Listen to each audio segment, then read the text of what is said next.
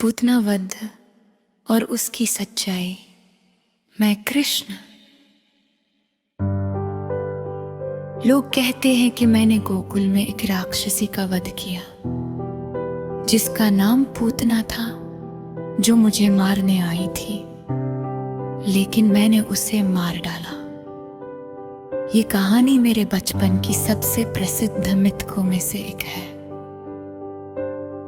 गोकुल के गीतकार इस कहानी को गाते हैं जैसे मैं कोई अलौकिक शक्ति था जिसने एक नवजात के रूप में ही राक्षसों का अंत शुरू कर दिया था।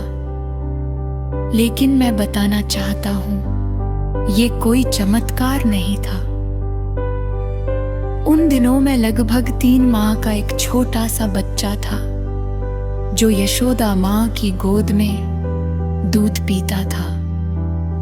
3 माह का एक छोटा सा बच्चा भला कैसे किसी राक्षसी को मार सकता है। पूतना की कहानी एक दुखद घटना थी जिसे लोगों ने मिथक में बदल दिया। मेरी यादें धुंधली है, लेकिन मैंने यशोदा माँ और गोकुल के बूढ़ों से इस घटना के बारे में सुना था। उस दिन माँ यशोदा मुझे अपनी गोद में लेकर यमुना के घाट पर बैठी थी। गोकुल की औरतें उनके आस-पास थी और उनकी हंसी हवा में गूंज रही थी। तभी एक औरत गांव में आई। वो कोई परिचित नहीं थी। उसका चेहरा थका हुआ था, उसके कपड़े मैले थे और उसकी आंखों में एक अजीब सी बेचैनी थी। लोग बाद में उसे पूतना कहने लगे थे, लेकिन वो कोई राक्षसी नहीं थी। वो एक बीमार औरत थी, शायद भटकती हुई, शायद भूखी और थकी हुई थी। उस औरत ने यशोदा माँ से मुझे गोद में लेने की गुजारिश की। कितना प्यारा बच्चा है, उसने कहा। उसकी आवाज में एक कमजोरी थी, लेकिन यशोदा माँ को उस पर दया आई। गोकुल के लोग अजनबियों के साथ दयालु थे और यशोदा माँ का दिल बड़ा था। उन्होंने मुझे इस औरत की गोद में दे दिया। मैं एक बच्चा था जो दूध पीता था। मैंने उस औरत का दूध पिया जैसा कि मैं माँ यशोदा का पीता था। लेकिन कुछ देर बाद अचानक उस औरत की तबीयत बिगड़ गई। वो औरत अचानक कमजोर हो गई। उसका चेहरा पीला पड़ गया और वो जमीन पर गिर पड़ी। माँ यशोदा ने मुझे तुरंत अपनी गोद में ले लिया। गोकुल की औरतें घबरा गई। ये क्या हुआ? वे चिल्लाए। कुछ लोग कहने लगे, ये औरत कोई साधारण औरत नहीं थी। शायद कंस ने इसे भेजा था। मैं एक बच्चा था जो भी बोलना भी नहीं सीखा था। मैंने कुछ नहीं किया, लेकिन गोकुल के लोग डर गए। उन्होंने उस औरत को गांव के बाहर ले जाकर देखभाल करने की कोशिश की, लेकिन वह बच नहीं सकी।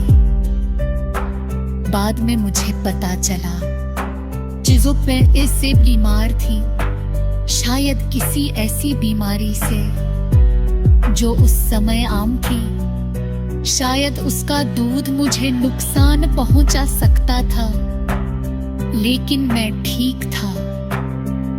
लोगों ने इस घटना को मिथक में बदल दिया। कृष्ण ने पूतना का विष पी लिया और उसे मार डाला। वे कहने लगे, और इस घटना को गाँव के कवियों में गीतों में बदल दिया। मैं इन गीतों को सुनकर बड़ा हुआ था और मुझे आश्चर्य होता था कि लोग मेरे बारे में इतना क्यों सोचते हैं। मैंने कोई राक्षसी लहे मारे थे। मैं एक बच्चा था जो अपनी माँ की गोद में खेलता था। पूतना की मृत्यु एक दुखद घटना थी। शायद वो एक बीमारी की वजह से चल बसी थी, लेकिन गोकुल के लोग मेरे जन्म की कहानी से इतने प्रभावित थे कि उन्होंने इसे चमत्कार मान लिया। माँ यशोदा इस घटना से डर गई थी। मेरा लाला, वे मुझे अपनी गोद में थाम कर कहती।